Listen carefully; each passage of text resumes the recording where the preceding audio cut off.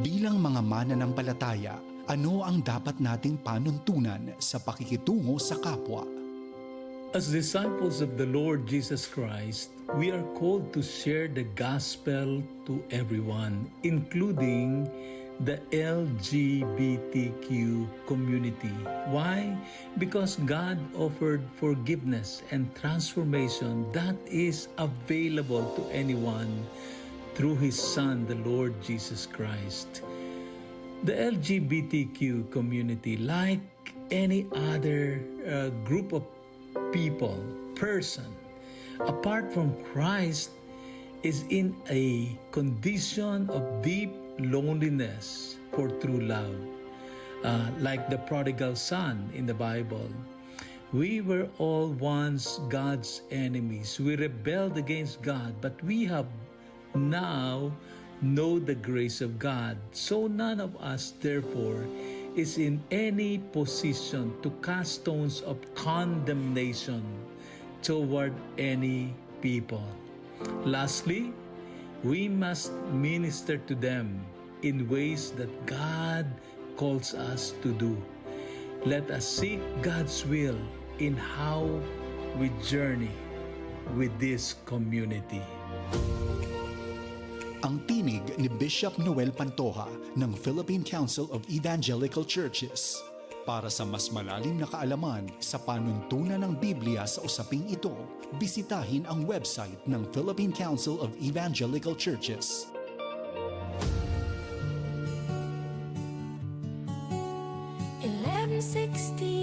DXAS, your community radio. Kasama sa araw-araw, kakwentuhan, kaagapay, kaibigan, kabarangay. Ito ang radyo mo. 1116 DXAS, your community radio. 1116 DXAS, your community radio.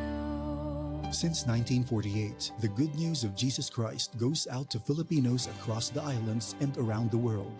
FEBC Philippines, until all have heard. Este el DXAS FEBC, de ustedes Radio Comunidad, ta serví para conectar gobierno, privado y mga miyembro del comunidad. DXAS 1116, de ustedes Radio Comunidad.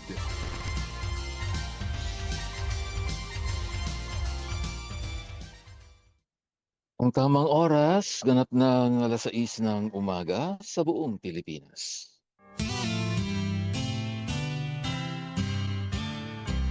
May harding mapananalanginan, doon si Jesus naghihintay. O kay inam ng panalangin ang harding, doon kay gandang manalangin. Tayong natulog sa luklukan ng Diyos sa harding ng pananalangin. Mapagpalang araw pong muli sa lahat ng ating mga minamahal na kaibigan at ating mga tagapakinig. Kayo po ay patuloy na sumusubaybay dito sa ating programang Hardin ng Panalangin. Ako pong muli ang inyong kaibigang hardinero, Pastor Eman Aquino, na nagsasabing, every gising is a blessing. Masaya po akong muling makasalo kayo ngayong umaga sa ating pananalangin at syempre tayo'y muling mapalakas ng Diyos sa kanyang makapangyarihang mga salita na siyang bumabago ng ating buhay. Halina kayo mga kaibigan, wag na po nating pagtagalin, magsimula na po tayo sa pagbubulay sa mga salita ng Diyos.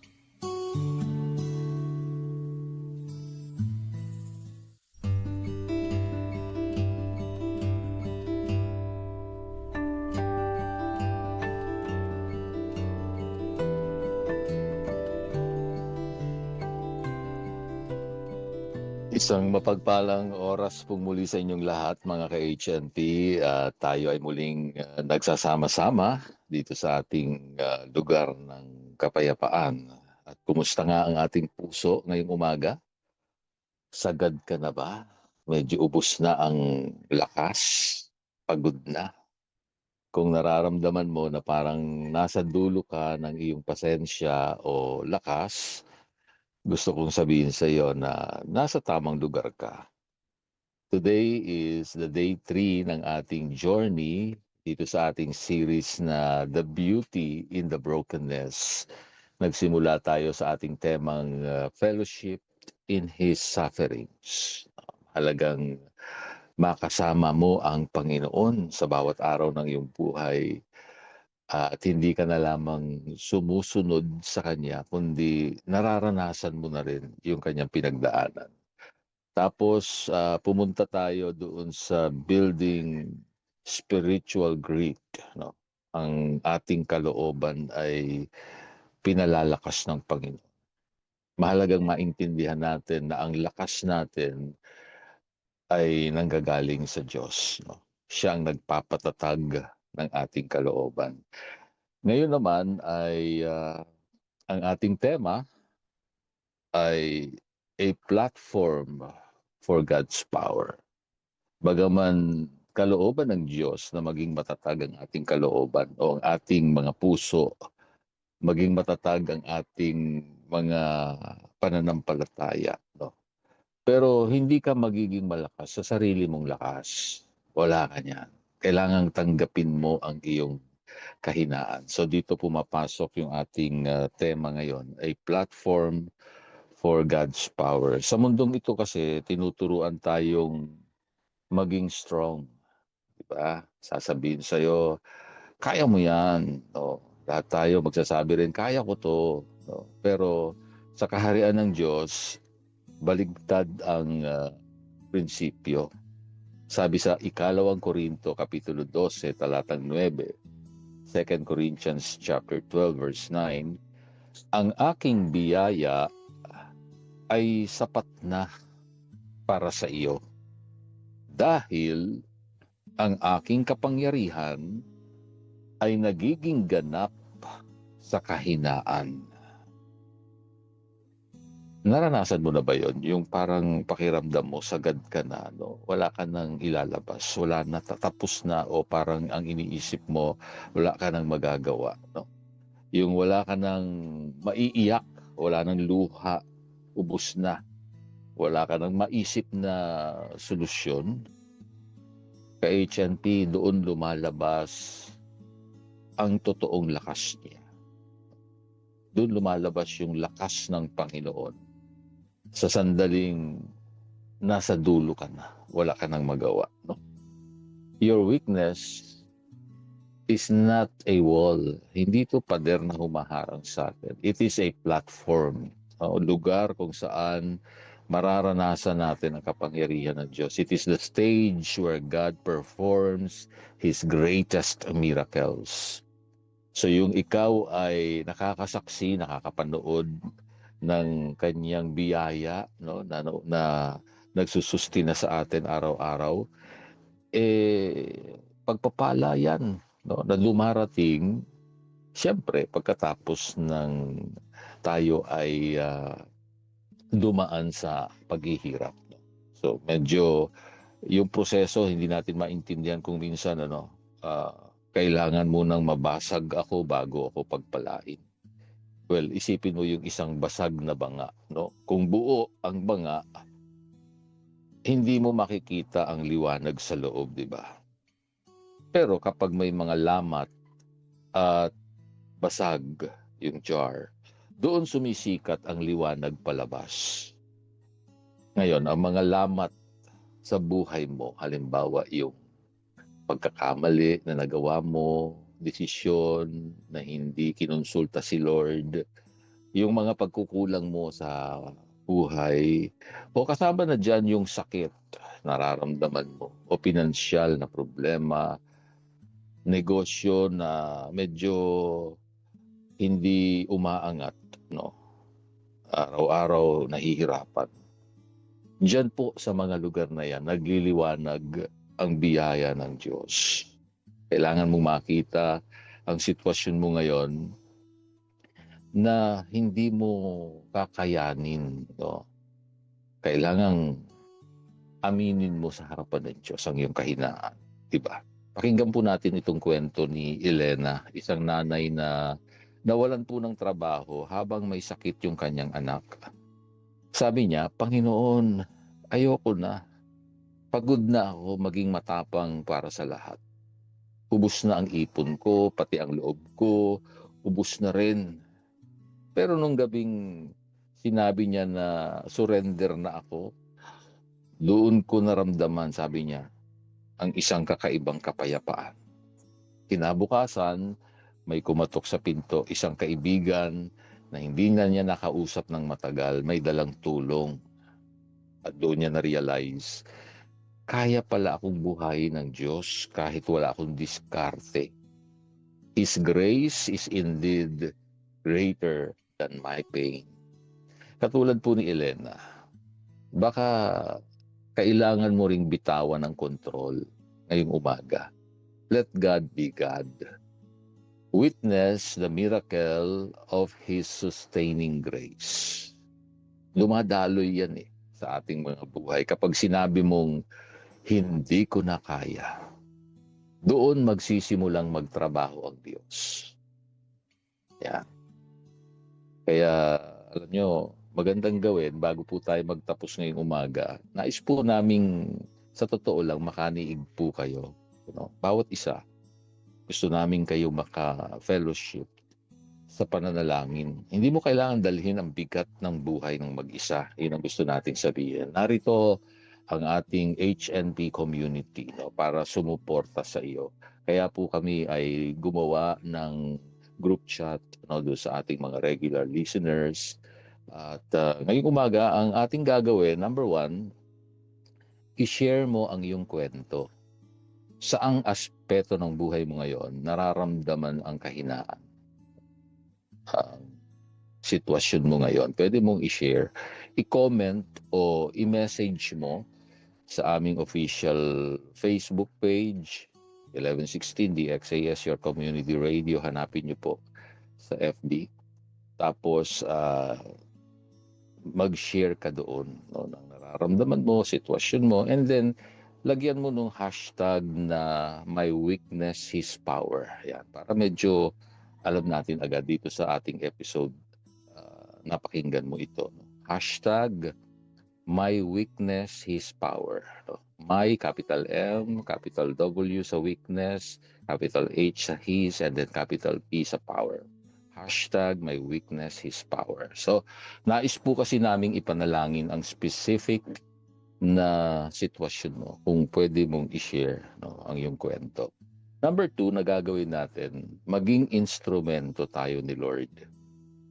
Ibig sabihin, may kakilala ka ba na sagad na rin ang pagod? O pareho kayo ng nararamdaman? Itag mo sila, itag mo sila sa episode na ito o i-share mo itong ating live stream sa kanila. At sa paraang ito, maging daluyan ka ng paalala na ang limitasyon nila ay simula ng himala ng Diyos. Ikatlo, huwag kang bibitiw sa seryeng ito dahil bukas tatalakayin po natin ang susunod na hakbang pagkatapos nating tanggapin ang ating kahinaan. So dun sa ganitong punto ay naglalatag po tayo ng pundasyon. Kung ano yung mga mahahalagang aral na maunawaan po natin sa panahon ng tayo ay dumadaan sa kagipitan o kahirapan ng buhay. Now, kapag nag-message po kayo dito ngayon sa ating live stream, kung kayo ay nakatutok dito sa ating FB live stream, may mga kasama tayo ritong prayer warriors na yung mga regular listeners natin handang makinig at mag-respond. Yan po yung orientation natin sa ating mga regular listeners na magiging prayer partners din ng ating himpilan. So sila po ay kasama nating nananalangin. Kaya maganda rin na dito sa ating live stream na isi-share nyo ka na kaagad yung inyong prayer request. Kung kayo nakikinig sa radyo, pwede rin namang i-text nyo direkta na sa aming himpilan. Aking mobile number 0917-125-8201. So, ang ibig sabihin lang nito, you are not alone. Hindi ka nag-iisa. Kaya, huwag mong dalhin mag-isa ang bigat na pinapasan mo ngayon. Pwede mong i-share. Sama-sama tayong lalapit sa Diyos at ating dadalhin sa Panginoon sa kanyang presensya ang iyong kahilingan. Okay? So yung tatlong bagay na yon pwede nating gawin sa umagang ito. I-share mo ang iyong kwento dahil marami ang magpe-pray sa iyo. Number 2, maging instrumento tayo. Kung meron kang kaibigan o kakilala, pwede mong i-share ang episode na ito para naman mapaalalahanan din sila na huwag kang yung bang feeling mo, ang lakas-lakas mo. No. Maging paalala na ang limitasyon nila ay simula ng himala ng Diyos. So, ibig sabihin, aminin mo, tanggapin mo na may kahinaan ka. At sa puntong yon, kapag sinabi mo, Lord, mahina po ako, wala akong lakas, kailangan kita, sisimulan kang pagpalain ng Panginoon ng kanyang biyaya, palalakasin ka ng Diyos. At yung ikatlo ay, yun nga, wag po tayong hihinto. Huwag tayong bibitaw sa seryeng ito. Marami pa po tayong pagsasaluhan para maunawaan natin ang layunin po ng Diyos sa tinatawag nating season of brokenness ng ating buhay. Now, tandaan po nyo, sa bandang huli, gusto kong sabihin, your weakness is not the end of the story. It is the beginning of God's power. Muli, ako po ang inyong hardinero, Pastor Eman Aquino, na nagpapaalala sa Hardin ng Panalangin, ang bawat luhang itinatanim ay aanihin bilang kagalakan.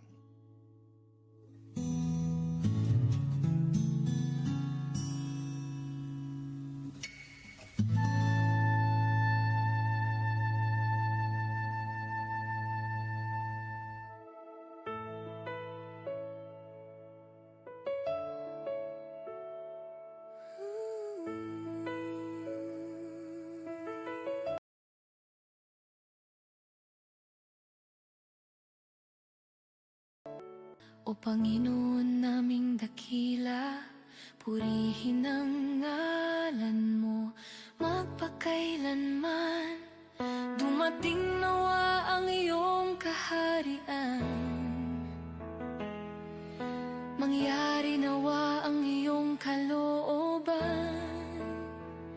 Sa aming mga buhay, ikaw lang ang papupurihan. Sa iyo kami umaasa, sa lahat ng aming kailangan. Sa mga tukso kami ay tulungang lumayo. Sa mga kasalanan kami ay patawarin. At patawarin namin ang nagkasala sa amin. Sa araw-araw ay ikaw lang ang susundin.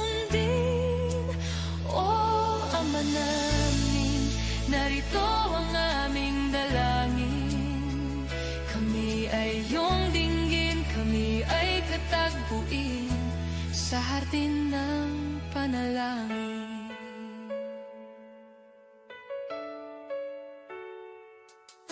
Ikaw ang aming pag-asa sa bawat problema at kabigatan. Ayon sa iyong mabuting plano at kalooban, makakaasa kami ng kasagutan at bibigyan ng kalakasan at kagalakan. O Ama namin, narito ang aming dalangin. Kami ay iyong dinggin, kami ay katagpuin sa hardin ng panalangin. O Ama namin, narito ang aming dalangin. Kami ay iyong dinggin, kami ay katagpuin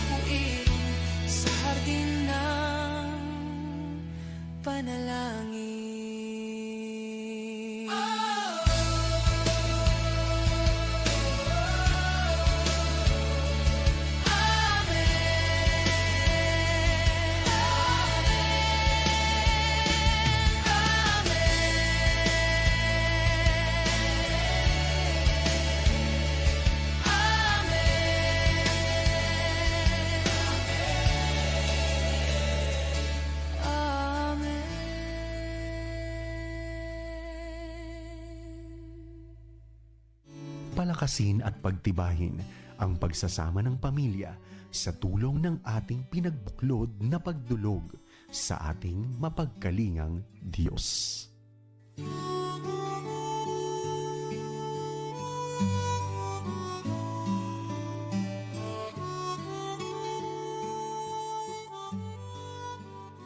Kayo ay nakikinig pa rin dito sa himpilang 1116 DXAS, your community radio. Dito po ang inyong kahilingan ay dinadala natin sa presensya ng Diyos. Tayo nang lumapit sa ating hardin ng panalangin, ihinga mo ang lahat ng bigat na nasa iyong kalooban.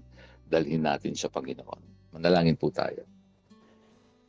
Mapagpalang Ama na nasa langit, kami ay nagpapasalamat dahil hindi mo po hinahanap na kami ay maging perpekto o yung magkaroon ng pakiramdam na kaya namin ang lahat.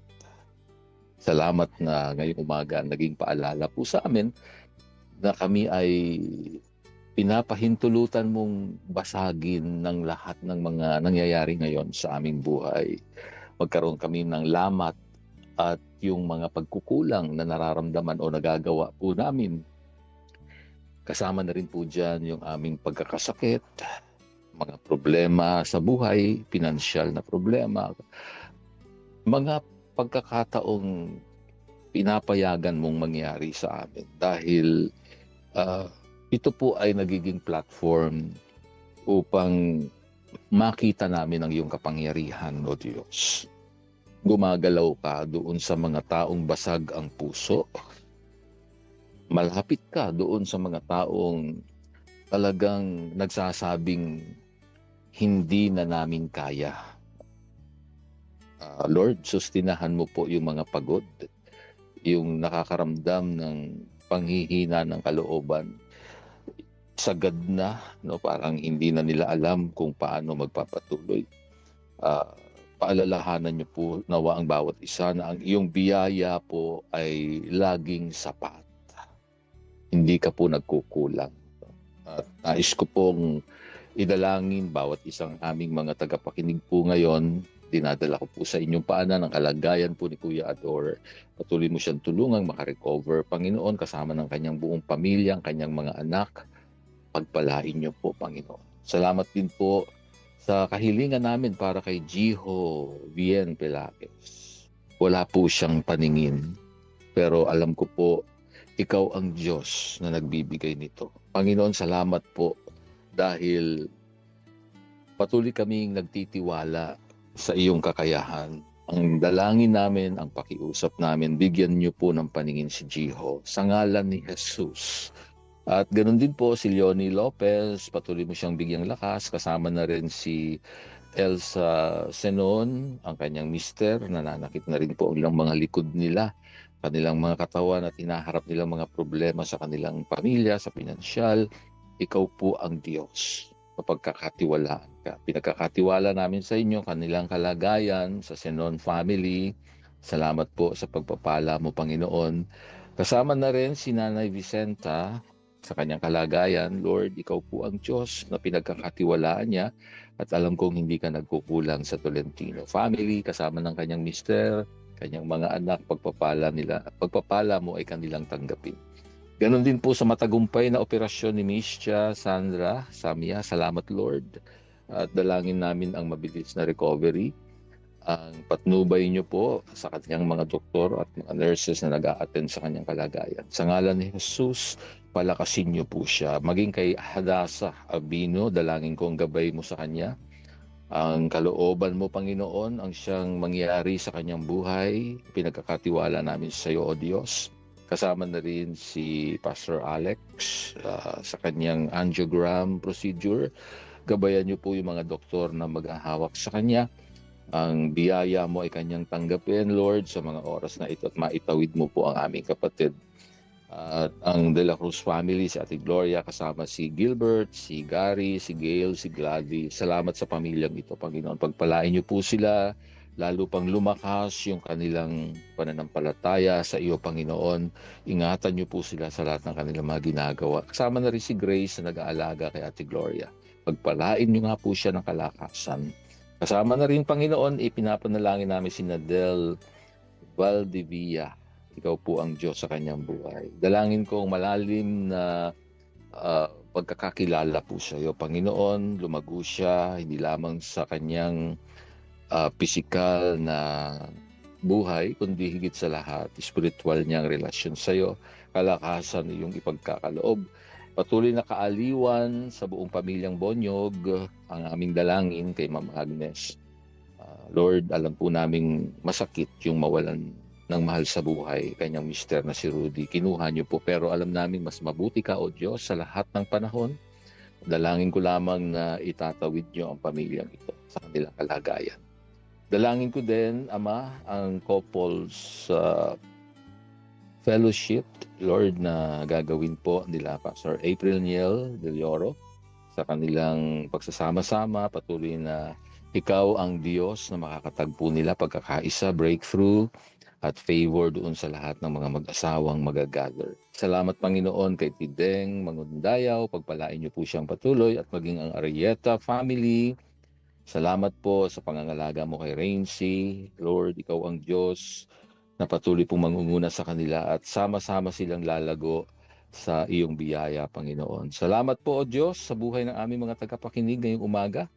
Pagpalain niyo po ang bawat isa, katagpuin niyo po sila sa kanilang mga pangangailangan at sa ganitong paraan ay lalo kang mabigyan ng karangalan. Ito po ang aming dalangin sa tanging pangalan ng aming Panginoong Hesus. Amen.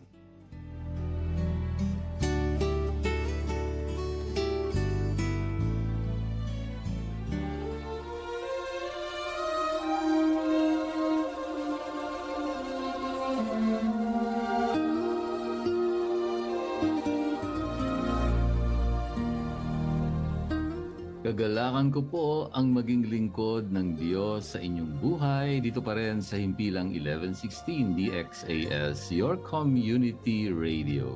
Isa lamang po kami sa mga himpilan ng FEBC Philippines, kasapi ng kapisanan ng mga broadcaster ng Pilipinas. Kung nangangailangan po kayo ng panalangin at pagbisita sa inyong bahay, maaari nyo pong ipadala ang inyong mensahe sa mobile number 0917-125-8201. Hanggang sa susunod pong muli sa parehong oras at himpilan pa rin, maraming salamat sa inyong pakikinig at maraming salamat kay Rolando Alfonso at Romel Paulino na umaalalay sa atin sa bawat umaga.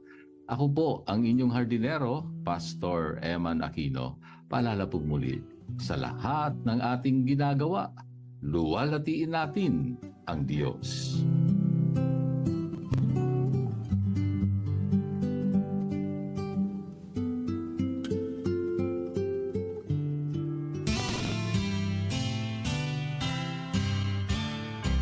May harding mapananalanginan, doon si Jesus na